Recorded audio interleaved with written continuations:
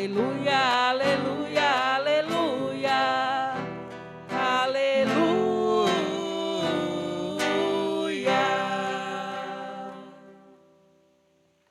O Senhor esteja convosco. Ele está no meio de nós. Proclamação do Evangelho de Jesus Cristo segundo Marcos. Glória a vós, Senhor. Naquele tempo, os apóstolos reuniram-se com Jesus e contaram tudo o que haviam feito e ensinado. Ele lhes disse: vinde sozinhos para um lugar deserto e descansai um pouco. Havia de fato tanta gente chegando e saindo que não tinham tempo nem para comer. Então foram sozinhos de barco para um lugar deserto e afastado. Muitos os viram partir e reconheceram que eram eles. Saindo de todas as cidades, correram a pé e chegaram lá antes deles. Ao desembarcar, Jesus viu uma numerosa multidão e teve compaixão, porque eram como ovelhas sem pastor. Começou, pois, a ensinar-lhes muitas coisas. Palavra da salvação. Glória a vós, Senhor.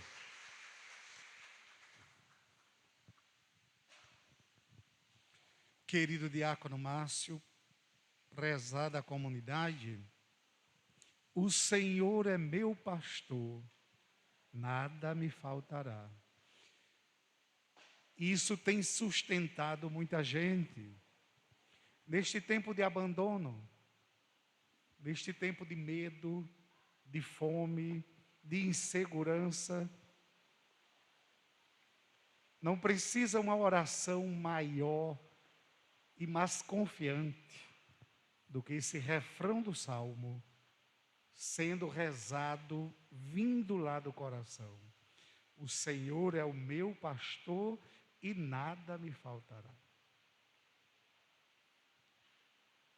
É o exercício da confiança, daquele que tudo pode. Para Deus nada é impossível. Para Deus nada é impossível. Lembrando que o homem tem pressa, porque nós somos escravos do tempo. Deus não. Deus não tem pressa.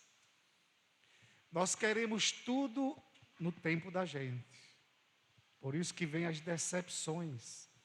Porque nem tudo que a gente quer, a gente pode.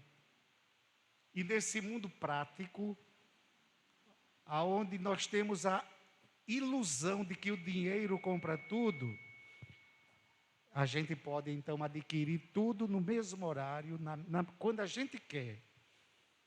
Estamos vivendo um tempo que questiona, que coloca outros valores nesta pressa. Papa Francisco hoje disse: precisamos dar um tempo, precisamos desacelerar. Desacelerar. Tem tanta gente doente porque trabalha demais. Tem tanta gente doente porque é acelerado demais. Descobriram até uma doença chamada o pensamento acelerado. Mesmo que a pessoa pare, mas a cabeça continua e continua, não tem assim? Tem gente que nem dorme porque o juízo não para. Não é o seu caso não, seu Didi. Seu Didi não para, é as pernas. Né? Mas tem gente que o juízo continua trabalhando muito. É a síndrome do pensamento acelerado. Pois bem, nós temos pressa, Deus não. E nós já sabemos que Deus não dá o que a gente pede. Ele dá o que a gente precisa. Porque às vezes a gente pede uma coisa de manhã, já pede outra de tarde, já pede outra de noite. Agora é claro, tem outras coisas que a gente não só pede, a gente clama. Feito a mãe de Santo Agostinho, que passou 30 anos pedindo pela conversão do filho. 30 anos. Então, se você só rezou 20, lembre-se que ainda tem 10. De modo que a gente nunca deve se cansar de pedir. E nosso Senhor, quando nos ensinou a rezar, Ele só ensinou o Pai Nosso. Somente. A única oração que Ele ensinou foi o Pai Nosso. Quando orardes, dizei. Aí Ele ensinou o Pai Nosso. Disse também como a gente deveria rezar. Quando você quiser falar com Deus, entra no seu quarto, no seu coração, na intimidade dEle, na sua intimidade com Ele, e ore ao Pai em segredo. E o Pai que vê tudo o que está em segredo, sabe até dos nossos pensamentos. De modo que a gente pode esconder do marido, da mulher, do pai, da mãe, dos filhos, da comunidade. A gente não pode esconder nada de Deus. Nada de Deus. Bom, tendo dito isso, aí a gente retoma a tradição do Antigo Testamento. Quando o povo de Israel que saiu do Egito, passou 40 anos no deserto, até chegar na terra de Canaã, quando chegou na terra de Canaã, encontrou casas de alvenaria. O povo passou 40 anos morando em tendas, feito cigano. Quando chegou na terra de Canaã, o povo teve convivência com a agricultura, com a produção, com a colheita, e uma cultura diferente, E teve também a convivência, a surpresa de encontrar o povo sendo governado por um rei. Quando o povo foi se estabelecendo no território, disse assim: nós também queremos ter um rei, porque nós queremos ser igual a todos os outros povos. Então, quando Samuel vai dizer a Deus que o povo quer um rei, Deus disse: mas eu sou o rei desse povo. O povo está me rejeitando. É pouco que eu tenho feito com esse povo. Samuel então insiste, até que Deus permite que o povo tenha um rei. O primeiro rei foi Davi. Então, o Davi, grande rei, que nenhum rei superou a sua liderança. Mas Deus disse: o rei tem que governar como os pastores. Como os pastores. Assim como o pastor é capaz de dar a vida pelas ovelhas, o rei precisa governar, tomando conta do povo, e que seja capaz de dar a vida pelas ovelhas. É por isso que na primeira leitura de hoje nós temos essa advertência do profeta Jeremias. Ai dos pastores. E quando está falando aqui pastores, não está falando nem de padre, nem de bispo, nem pastor protestante, nem tampouco de pastor de ovelha. Ele faz a comparação.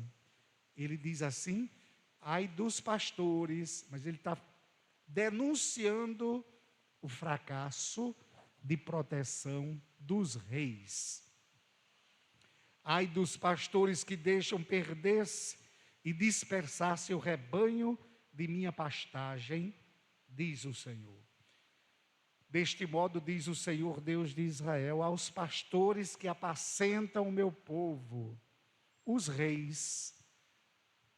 Então os reis que começaram a cobrar impostos muito altos, e começaram a explorar a terra, a aumentar cada vez mais as suas riquezas e aumentando também a pobreza. Ele vai dizer aqui: ai de vós, pastores, que não cuidais bem do meu rebanho. Eis que virão dias, diz o Senhor, em que farei nascer um descendente de Davi, reinará como rei e será sábio, fará valer a justiça e a retidão da terra. Naqueles dias Judá será salvo, e Israel viverá tranquilo. Este é o nome que o chamarão Senhor, nossa justiça. Esse descendente de Davi é Jesus, o sumo e eterno sacerdote, que assumiu a figura do pastor prometido pelas Escrituras. E ele mesmo disse: eu sou o bom pastor. O bom pastor dá a vida pelas suas ovelhas. Para salvar o rebanho, ele foi à frente. Ele se tornou a unidade e apagou e pagou todas as nossas dívidas com o sangue derramado na cruz, abolindo todos os outros sacrifícios num único sacrifício da sua paixão, da sua morte e da sua ressurreição. É por isso que nós somos seguidores de Jesus.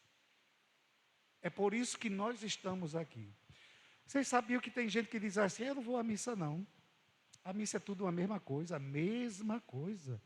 né? Eu não vou à missa não, porque é a mesma coisa. E não pode ser diferente, meu irmão. Nós celebramos uma só coisa: a paixão, a morte e a ressurreição, o único sacrifício deixado por Jesus. Todas as vezes que vocês fizerem isto, que façam em memória de mim. Então, quando a gente se reúne para celebrar a Eucaristia, nós estamos celebrando o mesmo sacrifício que Jesus fez na última ceia. Isto é o meu corpo, que será entregue por vós. Isto é o meu sangue, tomai e bebei. Então, nós estamos aqui porque nós cremos: Senhor, dai-me sempre deste pão. Nós nos alimentando do pão vivo descido do céu, nós vamos nos tornar pastores uns dos outros. Vamos tomar conta dos outros. A Eucaristia não é só para mim, não. A Eucaristia, a comunhão que eu faço, ela tem que me levar ao encontro do outro. Se eu comungo e não vou ao encontro do outro, não entendi nada de Eucaristia. Porque terminada a missa, começa a missão. A missa não é um amuleto da sorte. Tem gente que diz assim: eu tenho que ir para a missa porque quando eu não for a semana dá toda errada. Dê uma olhadinha que é a sua vida que está errada. A missa, se você não vivenciar, não tiver uma semana bem boa para poder celebrar e agradecer a Deus na missa, a missa é ponto de partida e ponto de chegada. Outros dizem assim: eu só vou à missa quando eu estou afim. Afim de quê, pelo amor de Deus? Né? Eu só vou à missa quando eu estou afim. Ou seja, quando eu preciso, quando eu necessito. Aí vou à missa, feito como eu vou ao supermercado, comprar o que eu necessito. Pronto, comprei, vou para casa, só vou de novo quando eu precisar. Mas não é assim que Deus age conosco. Não é assim que Ele age conosco. Ele está o tempo todo olhando por nós. Ele é fiel e pede de nós este compromisso. Não é uma negociação, é pacto, é aliança de amor selada pelo sangue derramado na cruz. Quando ele disse: eu quero misericórdia e não sacrifício, ele quer o amor vivido, quer a compaixão exercida, quer a misericórdia que seja visível para os outros. Então, meus irmãos e irmãs, pensemos nisso. Que tipo de ovelha nós somos e que tipo de pastores nós somos também. Tem muitas ovelhas rebeldes que não querem saber do pão vivo descido do céu. Olhe que a gente não oferece, a gente oferece o melhor, a plenitude. Quem come deste pão viverá eternamente. Quem come deste pão viverá eternamente. E nisso todos saberão que vós sois os meus discípulos, se vos amardes uns aos outros. Não basta vir à missa, tem que ter missão.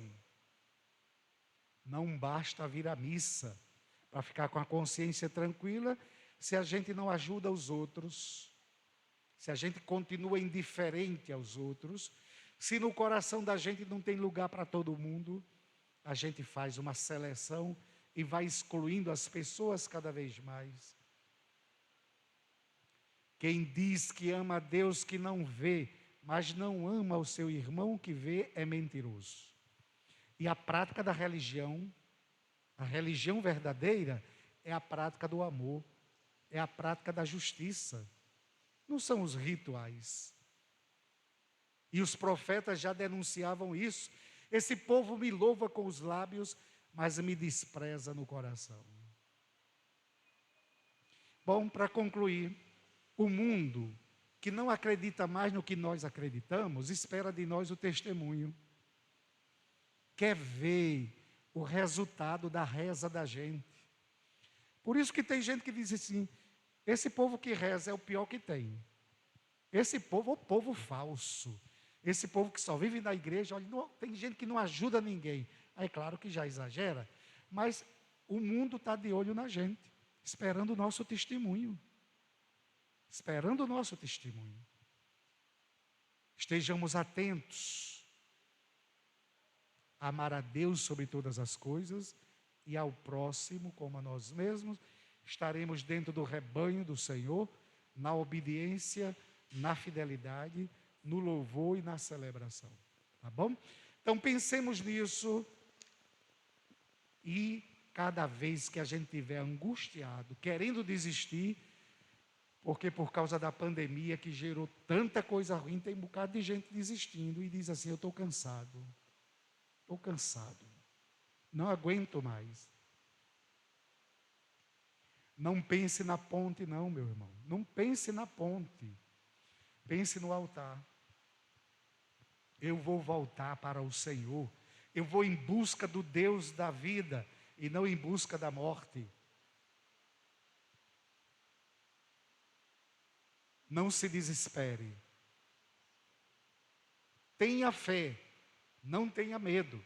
Na hora da dor, do sofrimento, da angústia, por maior que seja, o Senhor é meu pastor e nada me faltará. E a gente entrega. Não tem problema eterno não, meus irmãos. Eterno somente Deus. O problema que é hoje pode ser amanhã, ou maior ou menor. Ou maior ou menor. Mas um dia ele termina. E você já venceu aquele problema grande que você achava que não ia vencer. Esse que está ali tirando o sono, também você vai vencer, porque o Senhor é meu pastor e nada me faltará. Quem espera por Deus não cansa, Deus tarda, mas não falta. Louvado seja o nosso Senhor Jesus Cristo.